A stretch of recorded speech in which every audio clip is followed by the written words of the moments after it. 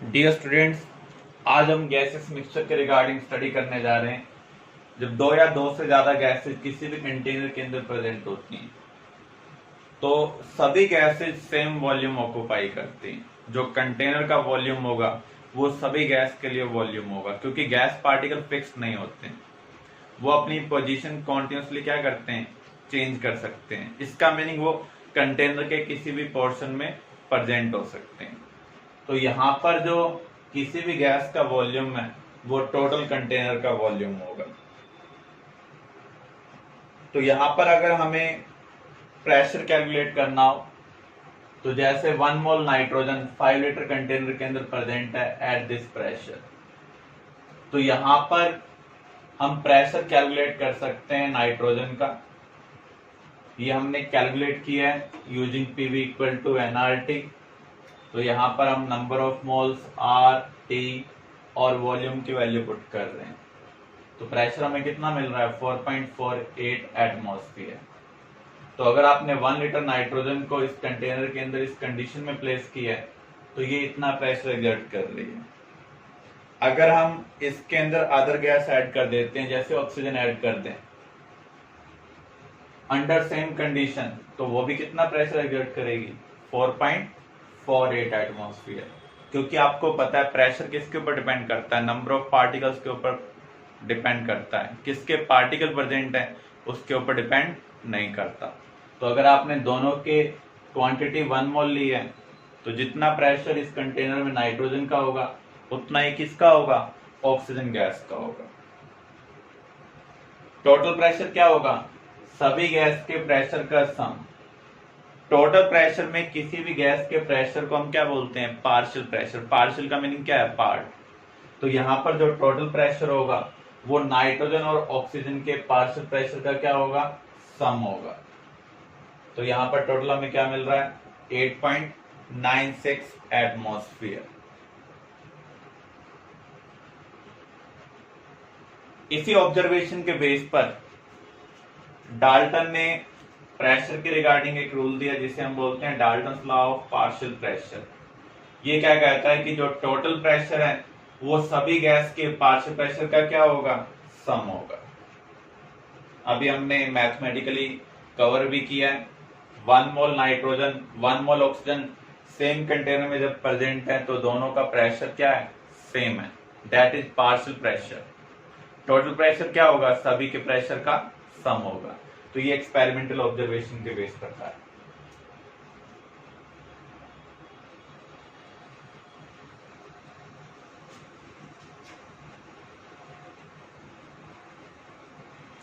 Relationship between partial pressure and total pressure. अगर आपने container में ऑक्सीजन गैस ली हुई है तो पार्शियल प्रेशर ऑफ O2 क्या होगा, number of moles of O2 into RT by V। अगर हम नाइट्रोजन गैस ले लें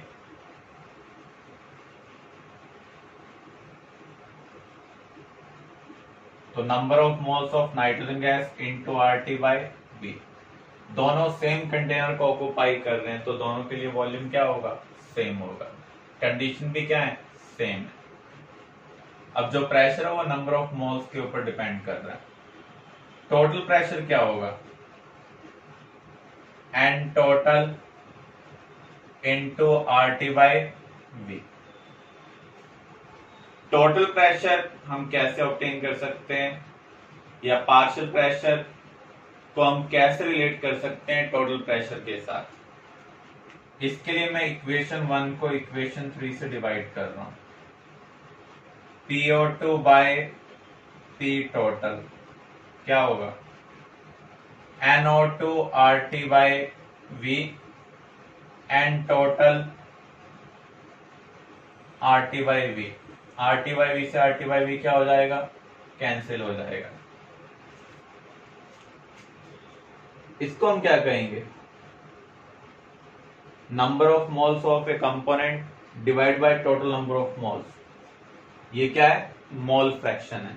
तो हम क्या कह सकते हैं, partial pressure of oxygen equal to mole fraction of oxygen into total pressure. अगर आपको कंटेनर का टोटल प्रेशर पता है और आपको पार्शियल प्रेशर निकालना है तो उसके लिए आपको क्या कैलकुलेट करना पड़ेगा, मोल फ्रैक्शन कैलकुलेट करना पड़ेगा। सिमिलरली अगर हम नाइट्रोजन के लिए कंसिडर करें तो P(N2) क्या होगा, X(N2) इंटू P टोटल। तो आपको ये रिलेशनशिप ध्यान रखनी है, किसी भी कंपोनेंट का जो पार्शियल प्रेशर है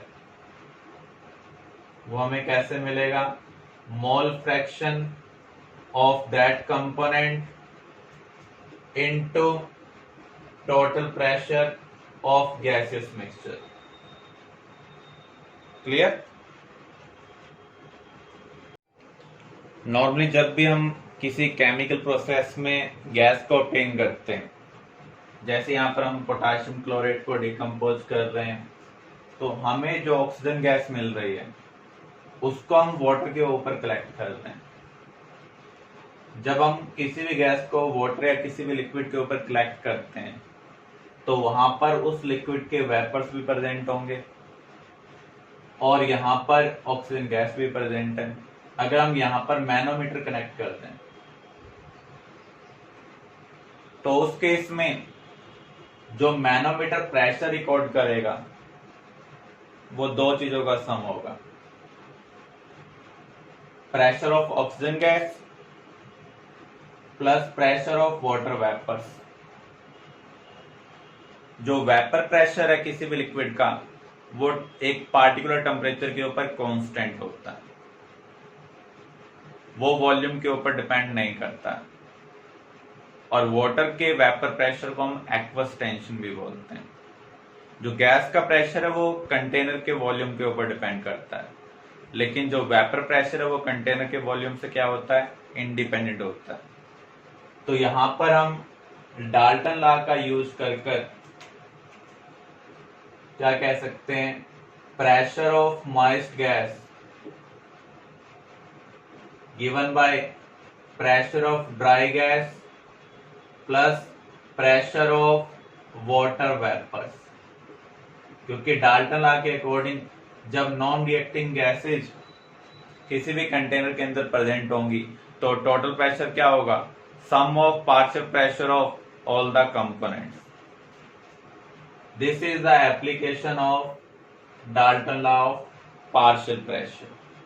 तो अगर हमें वाटर वेपर का प्रेशर पता है, यहाँ पर जो भी गैस हमने कलेक्ट की है उसका प्रेशर हमने जो डिटरमाइन किया है वो क्या होगा, मॉइस्ट गैस का प्रेशर होगा। तो इन दोनों इंफॉर्मेशन का यूज करते हुए हम ड्राई गैस का प्रेशर निकाल सकते हैं। Calculate the mass of oxygen produced by the decomposition of potassium chloride when 820 ml of O2 is collected over water at 30 degrees Celsius and 1.015 atmosphere। इसका मीनिंग जो गैस हमने वाटर के ऊपर collect की है उसका जो टोटल प्रेशर है वो कितना है, 1.015 एटमॉस्फेयर है। तो हमें मॉइस्ट गैस का प्रेशर पता है, एक्वस टेंशन की वैल्यू हम इस टेबल से निकाल सकते हैं। टेम्परेचर क्या दिया हुआ है, 30 डिग्री सेल्सियस। तो 30 डिग्री सेल्सियस पर एक्वस टेंशन की वैल्यू क्या है, 31.8 टो। तो सबसे पहले हम क्या करेंगे, प्रेशर ऑफ ड्राई गैस निकालेंगे, ड्राई O2 निकालेंगे, pressure of moist O2 minus aqueous tension, और हम ये कह सकते हैं vapour pressure of water. Moist O2 का जो प्रेशर है वो है 1.015 एटमॉस्फेयर। इसको टॉर में कन्वर्ट कर दें, 1 एटमॉस्फेयर के अंदर कितने टॉर होते हैं, 760। 31.8 को हम यहां से सब्ट्रैक्ट कर देंगे तो आपके पास प्रेशर ऑफ ड्राई O2 आ जाएगा। अब आपको मास निकालना है। मास कैसे हम निकाल सकते हैं, PV इक्वल टू nRT में n क्या होगा, given mass upon molar mass. हमें मास निकालना है तो मास ऑफ O2 क्या होगा, PV m by RT। P आपने यहाँ पर कैलकुलेट किया है, उसको 760 से डिवाइड कर दें। मान लो यहाँ पर वैल्यू x आई है, तो इसको आप 760 से डिवाइड कर देंगे। वॉल्यूम हमें लीटर की टर्म में लेना है, तो 821 ml है, तो 0.821 लीटर। मोलर मास O2 का आपको पता है 32 है, R की वैल्यू क्या है 0.0821। टेम्परेचर कितना है 30 डिग्री सेल्सियस, मीन्स 303 केल्विन। इसको आप सॉल्व कर लें, आप मास ऑफ ऑक्सीजन को ऑब्टेन कर सकते हैं। क्लियर? कुछ न्यूमेरिकल्स अब हम कवर करने जा रहे हैं। Partial pressure of hydrogen in A flask containing 2 gram of hydrogen and 32 gram of SO2। तो यहां पर हमें रिलेशनशिप किसके टर्म में निकालनी है, टोटल प्रेशर के टर्म में। अभी हमने रिलेशनशिप कवर की थी। पार्शियल प्रेशर किसी भी गैस का हम कैसे निकाल सकते हैं, मोल fraction of that gas into total pressure. तो यहां पर हमें इनके बीच में रिलेशनशिप निकालने के लिए मोल फ्रैक्शन को निकालना होगा, और मोल फ्रैक्शन को निकालने के लिए नंबर ऑफ मोल्स निकालने होंगे। 2 ग्राम ऑफ H2 का मीनिंग क्या होगा, मोल में कन्वर्ट कर लें, given mass upon molar mass. कितने मोल्स आ रहे हैं 1 मोल। ऐसे ही यहाँ पर हम इसको भी मोल में कन्वर्ट कर लें, given mass by molar mass. Sulphur का एटॉमिक मास 32, ऑक्सीजन 16, टोटल 64। तो यहाँ पर मोल्स कितने आएंगे 1/2। अब मुझे मोल फ्रैक्शन ऑफ H2 निकालना है। मोल फ्रैक्शन ऑफ H2 क्या होगा, number of moles of that component divide by total number of moles. Total number of moles कितने हैं 1.5। हम क्या देख रहे हैं 2/3 ऑफ टोटल प्रेशर होगा partial pressure of hydrogen. Clear?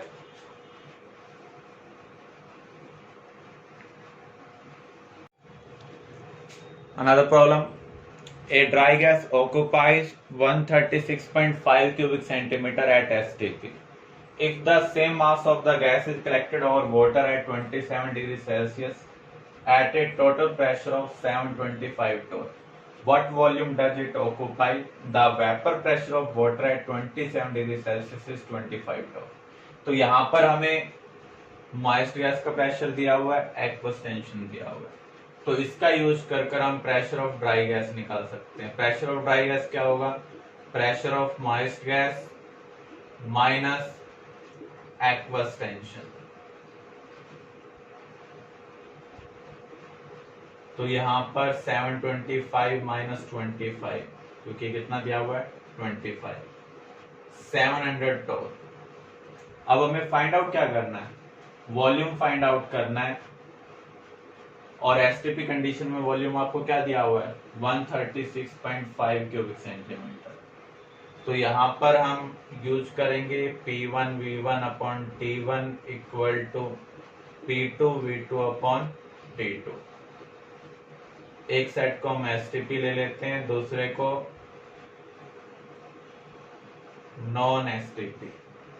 तो यहाँ पर अगर वैल्यू पुट करें तो एसटीपी कंडीशन में प्रेशर क्या होगा, टॉर के टर्म में 760, वॉल्यूम कितना दिया हुआ है 136.5, टेम्परेचर क्या होता है एसटीपी में 273। अब जो नया प्रेशर है वो क्या है 700 है, वॉल्यूम हमें निकालना है, नया टेम्परेचर क्या है 300। तो सोल्व कर लें, वॉल्यूम आपके पास आ जाएगा।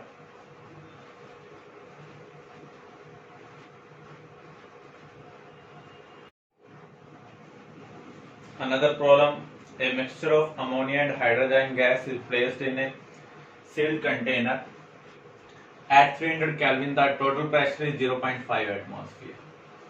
अब हम कंटेनर का टेम्परेचर 1200 केल्विन कर रहे हैं, और इस टेम्परेचर पर दोनों गैसें डिकम्पोज हो रही हैं। क्या बना रही हैं, hydrogen gas. The pressure after decomposition at 1200 kelvin, हम क्या ऑब्जर्व कर रहे हैं 4.5 atmosphere. Calculate the mole percentage of N2H4 in the mixture. हम अज्यूम कर लेते हैं इसके x मोल है और इसके 100 माइनस x, क्योंकि यहाँ पर हमें परसेंटेज निकालनी है। परसेंटेज का मीनिंग क्या होता है? Out of 100। इस मोल परसेंटेज पर ये कितना प्रेशर एग्जर्ट कर रहे हैं? 0.5 एटमॉस्फेयर। अब देखिए जब डिकम्पोजिशन होगा तो क्या होता है? NH3 जब डिकम्पोज हो रहा है तो N2 प्लस हाइड्रोजन गैस में कन्वर्ट हो रहा है। बैलेंस कर लेते हैं। तो अगर आप ध्यान से देखें 1 मोल से कितने मोल गैसेस प्रोडक्ट बन रहे हैं? 2 मोल बन रहे हैं। अगर यहां पर प्रेशर में कंट्रीब्यूशन P1 है और यहां पर P2, तो यहां कंट्रीब्यूशन क्या होगा? अगर आप टेम्परेचर सेम मेंटेन करते हैं तो प्रेशर नंबर ऑफ मोल्स के डायरेक्टली प्रोपोर्शनल है। पहले इसका प्रेशर अगर P1 था तो अब इसका प्रेशर क्या होगा? 2 टाइम्स ऑफ P1, क्योंकि नंबर ऑफ मोल्स क्या हो चुके हैं? डबल हो चुके हैं ड्यू टू डिकम्पोजिशन। N2H4 जब डिकम्पोज हो रहा है तो कन्वर्ट हो रहा है N2 प्लस 2H2। यहां पर अगर आप ध्यान से देखें 1 मोल से कितने मोल्स बन रहे हैं? 3 मोल। प्रेशर में पहले इसका कंट्रीब्यूशन क्या था? P2, जब इसका 1 मोल प्रेजेंट था। अगर नंबर ऑफ मोल्स ट्रिपल्स हो रहे हैं तो प्रेशर भी क्या हो जाएगा? ट्रिपल हो जाएगा, 3P2, क्योंकि इसके लिए हमने प्रेशर क्या अज्यूम किया है? P2 अज्यूम किया है। तो यहाँ पर नंबर ऑफ मोल्स ट्रिपल हो रहे हैं तो प्रेशर भी क्या हो जाएगा? 3 टाइम्स हो जाएगा। ये तो तब है जब आप टेम्परेचर सेम मेंटेन कर रहे हैं, लेकिन यहाँ पर टेम्परेचर चेंज कर चुके हैं 1200 केल्विन। इसका meaning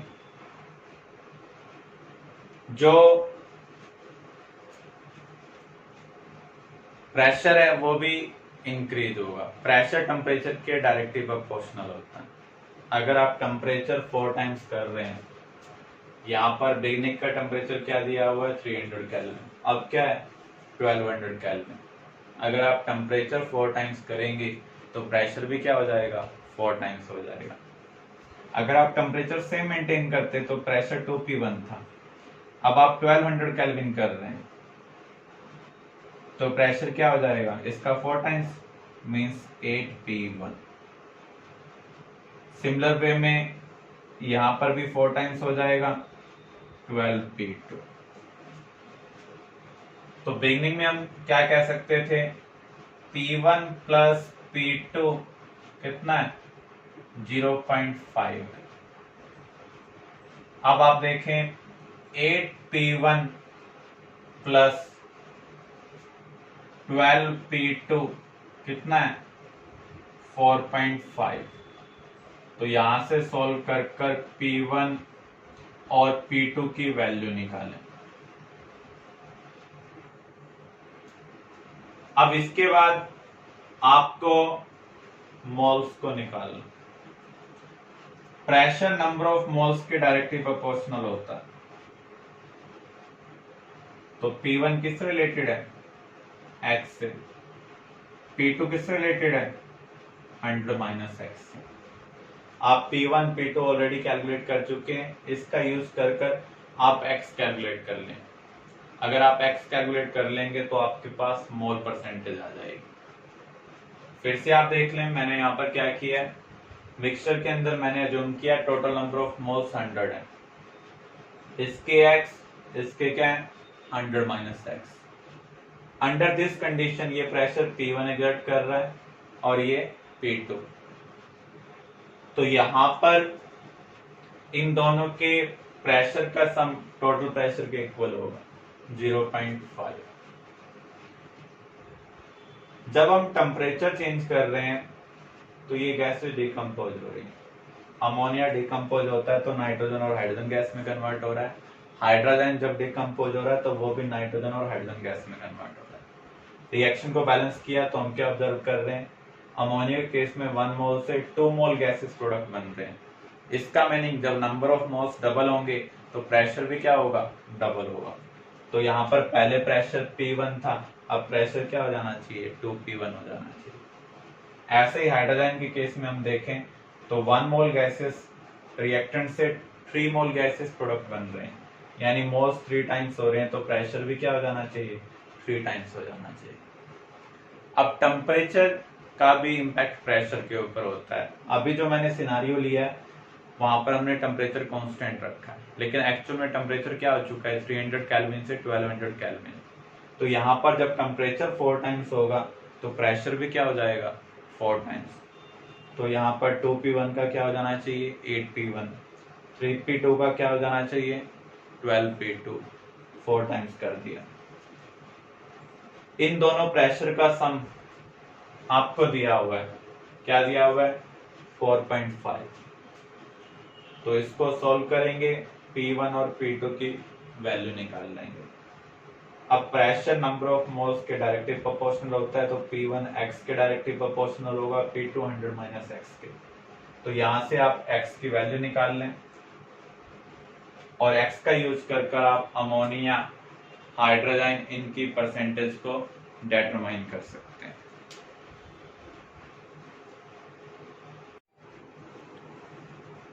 Another problem, in the following reaction we start with 2 mole of N2 and 5 mole of H2 exerting a total pressure of 7 atmosphere at a given temperature in a closed vessel. When 50% of N2 is converted into H3, partial pressure of ammonia is। Beginning में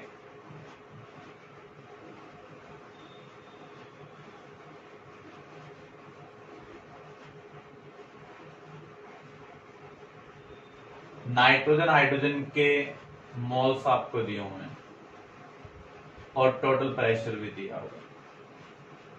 gas के case में जो molar ratio होगा वही pressure की term में ratio होगा। अगर इसका प्रेशर 2 होगा तो इसको क्या होना चाहिए, 5 होना चाहिए। अदरवाइज अगर आपको पार्शियल प्रेशर निकालना है तो हम क्या कर सकते हैं, मोल फ्रैक्शन को टोटल प्रेशर से मल्टीप्लाई करें। नाइट्रोजन का मोल फ्रैक्शन क्या होगा, 2 by total number of moles, 2 + 5 7, यानी 2/7 × 7। तो इसका जो इनिशियल पार्शियल प्रेशर है वो 2 है। सिमिलर वे में हम हाइड्रोजन का निकाल सकते हैं, number of moles of hydrogen divide by total number of moles, 5/7 × total pressure, 5 atmosphere. तो आपको इनिशियल पार्शियल प्रेशर पता चल चुका है नाइट्रोजन और हाइड्रोजन गैस का। अब ये क्या कह रहा है, जब 50% नाइट्रोजन अमोनिया में कन्वर्ट हो रही है तो अमोनिया का पार्शियल प्रेशर क्या होगा। अगर इसके नंबर ऑफ मोल्स हाफ होंगे तो इसका प्रेशर भी क्या हो जाएगा, हाफ हो जाएगा। बिगिनिंग का प्रेशर क्या है इसका, 2 एटमॉस्फेयर। तो अब कितना बचा, 1। अगर ये 1 कंज्यूम हो रहा है तो ये कितना कंज्यूम हो रहा है, 3। अगर इसका प्रेशर 1 एटमॉस्फेयर कम हुआ है तो इसका कितना कम होना चाहिए, 3 एटमॉस्फेयर कम होना चाहिए। तो बच कितना जाएगा, 2 एटमॉस्फेयर।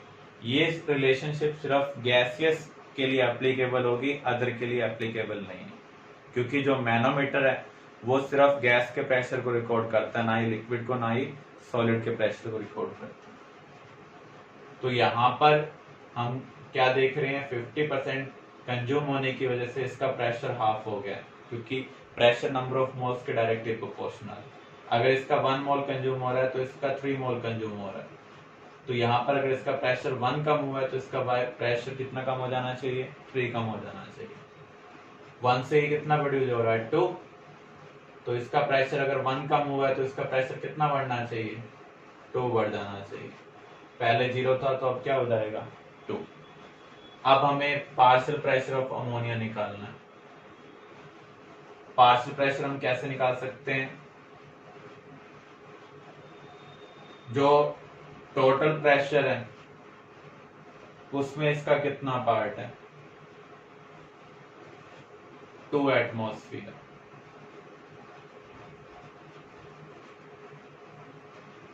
अगर ये मोल के टर्म में हमने लिया होता तो हम क्या करते, number of moles of that component divide by total number of moles into total pressure. तो यहाँ पर टोटल प्रेशर चेंज होगा क्योंकि नंबर ऑफ मोल्स क्या हो रहे हैं, चेंज हो रहे हैं। A mixture of carbon monoxide and carbon dioxide is found to have a density of 2 gram per liter at 25 degrees Celsius and 740 torr. Find the composition of mixture. सबसे पहले हम क्या करेंगे, molecular mass of mixture calculate करेंगे। Molecular mass of mixture हम कैसे calculate कर सकते हैं? आपने डेंसिटी का फार्मूला पढ़ा था, Tm बाय RT। तो इसका यूज कर हम molecular mass of mixture calculate करते हैं, क्योंकि डेंसिटी आपको दी हुई है, प्रेशर आपको दिया होगा। तो डेंसिटी की वैल्यू पुट कर लेंगे, प्रेशर को एटमॉस्फेयर में कन्वर्ट कर लेंगे, टेम्परेचर को केल्विन। तो मॉलिक्यूलर मास ऑफ मिक्सचर हम निकाल लेंगे। उसके बाद हमें क्या करना है, जो हमने आइसोटोप वाला फार्मूला यूज किया था, सिमिलर वे में हम यहाँ पर यूज कर सकते हैं। क्योंकि हमें कंपोजिशन निकालना है तो परसेंटेज की टर्म में भी निकाल सकते हैं। अज्यूम कर लें इसके x मोल है और इसके 100 माइनस x। तो यहाँ पर जो भी मॉलिक्यूलर मास आपने कैलकुलेट किया है, तो x into molar mass of CO कितना है, 28, plus 100 minus x into molar mass of CO2 44 divide by 100। तो ये एवरेज मॉलिक्यूलर मास होगा गैसियस मिक्सचर का। तो हमने डेंसिटी वाले रिलेशनशिप का यूज कर मॉलिक्यूलर मास ऑफ मिक्सचर निकाला है। दूसरा, कंपोजिशन से भी हम मॉलिक्यूलर मास निकाल सकते हैं। तो कंपोजिशन में हमने एक कंपोनेंट के x मोल ले लिए, दूसरे के क्या ले लिए, 100 माइनस x। तो यहां से हम x कैलकुलेट कर लेंगे तो आपके पास कंपोजिशन आ जाएगा। Next topic, diffusion and effusion. Diffusion का मीनिंग क्या होता है? Spreading of gas particle from high concentration to low concentration. अगर हमने यहाँ पर परफ्यूम का स्प्रे किया तो यहाँ पर परफ्यूम पार्टिकल की कॉन्सेंट्रेशन ज्यादा है, तो जो गैस पार्टिकल है वो high concentration to low concentration की तरफ माइग्रेट होते हैं, जब तक सभी पार्ट में कॉन्सेंट्रेशन इक्वल ना हो जाए। तो इस प्रोसेस को हम क्या बोलते हैं, डिफ्यूजन। इफ्यूजन क्या होता है? अगर किसी स्मॉल ओपनिंग में से गैस बाहर निकलती है अंडर प्रेशर, तो उसे हम क्या कहेंगे, इफ्यूजन। दोनों ही प्रोसेस ग्रेविटी से इंडिपेंडेंट होते हैं। जो डिफ्यूजन और इफ्यूजन की स्पीड है वो किसके ऊपर डिपेंड करती है? गैस पार्टिकल की जितनी ज्यादा काइनेटिक एनर्जी होगी उसके ऊपर ये डिपेंड करती है। और काइनेटिक एनर्जी किसके ऊपर डिपेंड करती है? टेम्परेचर के ऊपर। अब देखो, काइनेटिक एनर्जी अगर इक्वल है तो स्पीड सेम होना कोई जरूरी नहीं है, क्योंकि काइनेटिक एनर्जी का फार्मूला क्या है, हाफ mv²। तो जिसका मास ज्यादा होगा उसकी वेलोसिटी क्या होगी, कम होगी। तो जो हैवियर पार्टिकल हैं वो स्लोली माइग्रेट करेंगे। तो आप ये कह सकते हैं जो कार्बन डाइऑक्साइड गैस है वो स्लोली डिफ्यूज करेगी with respect to hydrogen gas. तो यहाँ पर जिसका मास जितना ज्यादा होगा उसकी उतनी कम स्पीड होगी, उतना स्लोली डिफ्यूजन और इफ्यूजन होगा।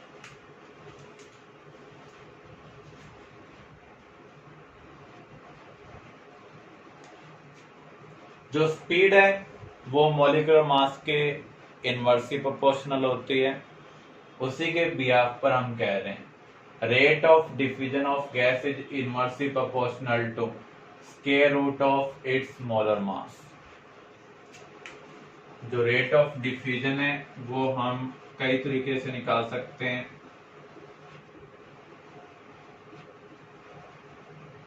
Volume of gas diffused or effused upon time taken, या फिर distance traveled by gas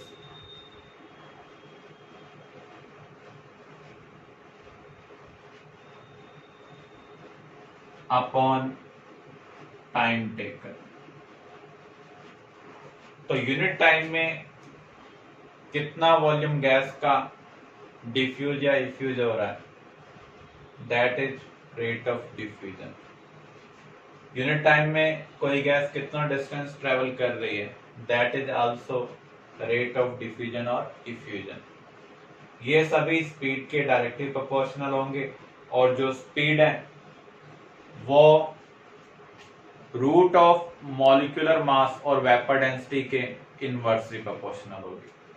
इसलिए हम अकॉर्डिंग टू ग्राम फ्लो क्या कह सकते हैं, रेट ऑफ डिफ्यूजन और effusion of a gas is inversely proportional to square root of its molar mass और वेपर डेंसिटी। क्लियर?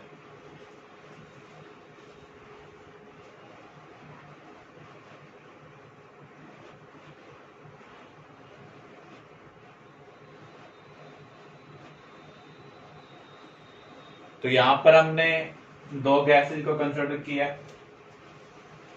एक सिचुएशन कंसिडर की है जब सेम वॉल्यूम को हम डिफ्यूज कर रहे हैं।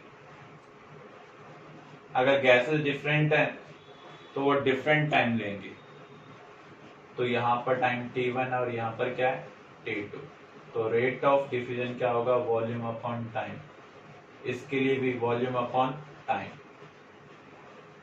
जो रेट है वो मॉलिक्यूलर मास के इनवर्सली प्रोपोर्शनल है, तो इसलिए अगर R1 ऊपर है तो M1 नीचे होगा, R2 नीचे है तो M2 ऊपर होगा। रूट के इनवर्सली प्रोपोर्शनल है, इसलिए R1 बाय R2 क्या होगा, root of M2 by M1।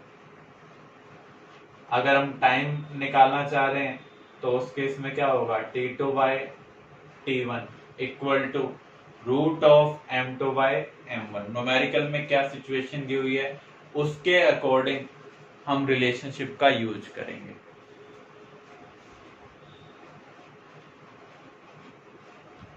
अब हम केस ले रहे हैं, आपको टाइम तो सेम दिया हुआ लेकिन वॉल्यूम डिफरेंट दिया हुआ है।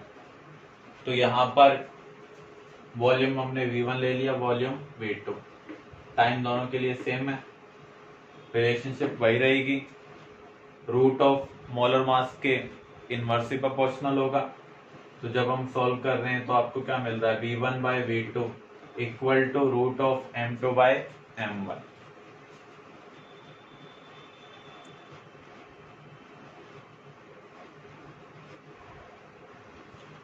जो इफ्यूजन है वो स्मॉल ओपनिंग से होता है, तो इफ्यूजन के लिए आपको ध्यान रखना है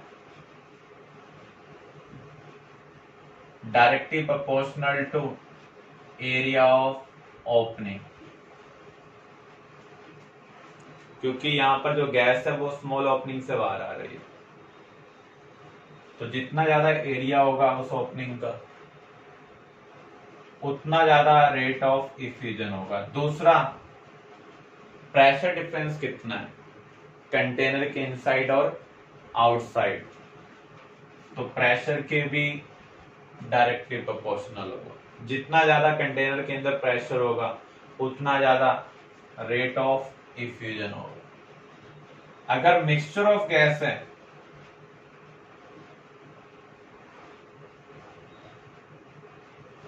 फॉर एग्जांपल हाइड्रोजन और हीलियम गैस कंटेनर के अंदर प्रेजेंट है, तो यहां पर मैं रेट ऑफ इफ्यूजन को कैसे रिलेट करूंगा, RH2 upon RH equal to partial pressure of H2 upon partial pressure of helium into root of molecular mass of helium upon molecular mass of hydrogen. तो यहां पर जो रेट ऑफ डिफ्यूजन है वो molecular mass और partial pressure दोनों के ऊपर डिपेंड कर रहा है। तो जब मिक्सचर ऑफ गैस आ जाए तो आपको इस रिलेशनशिप का यूज करना to find out rate of effusion. Clear?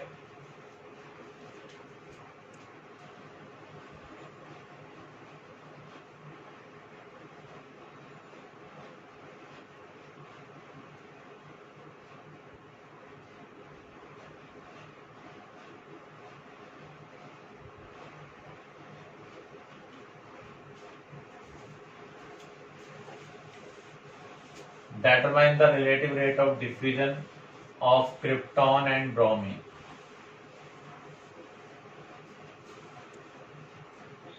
तो जो रेट ऑफ डिफ्यूजन है वो इनवर्सली प्रोपोर्शनल है square root of molar mass. तो आपको ब्रोमीन और क्रिप्टॉन का मोलर मास दिया होगा, उसकी वैल्यू पुट कर लेंगे। अगर हम ऊपर क्रिप्टॉन ले रहे हैं और नीचे ब्रोमीन ले रहे हैं तो मॉलिक्यूलर मास ब्रोमीन का ऊपर आएगा, क्रिप्टॉन का नीचे आएगा। इससे हम सॉल्व कर लेंगे, हमें रिलेटिव रेट मिल जाएगा।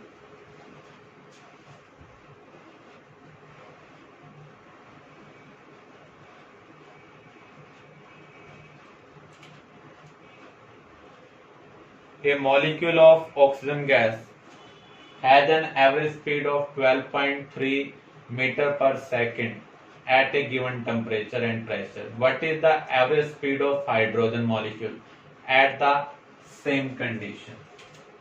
तो यहां पर भी हम सेम रिलेशनशिप का यूज कर सकते हैं। तो यहां पर आप क्या कहेंगे? Speed of oxygen upon speed of hydrogen. इसको हम अलग सिंबल से रिप्रेजेंट कर सकते हैं। स्पीड मॉलिक्यूलर मास के इनवर्सली प्रोपोर्शनल है। तो ऊपर क्या आ जाएगा? मॉलिक्यूलर मास ऑफ हाइड्रोजन, यहाँ पर क्या आएगा? Molecular mass of oxygen. आपको ऑक्सीजन की स्पीड दी हुई है, हाइड्रोजन की निकालनी है, तो यहाँ पर मोलर मास पुट कर लेंगे और प्रॉब्लम को सॉल्व कर लेंगे। क्लियर?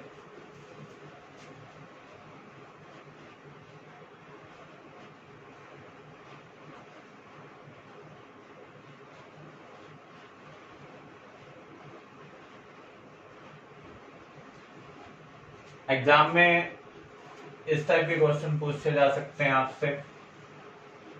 कोई गैस है जिसके बारे में हमें कोई आइडिया नहीं है, लेकिन जब हमने डिफ्यूजन का एक्सपेरिमेंटली कंपैरिजन किया तो हमने क्या ऑब्जर्व किया? Gas diffuse 4 times faster than O2, find its molar mass। इसका मीनिंग जो हम रेट ऑफ डिफ्यूजन, मान लीजिए गैस X है, तो rate of diffusion of X upon rate of diffusion of oxygen, ये कितना दिया हुआ है आपको? 4। हमें मोलर मास निकालना है इस गैस का, तो इसको हम रिलेट करेंगे ग्राम लॉ ऑफ डिफ्यूजन का यूज कर।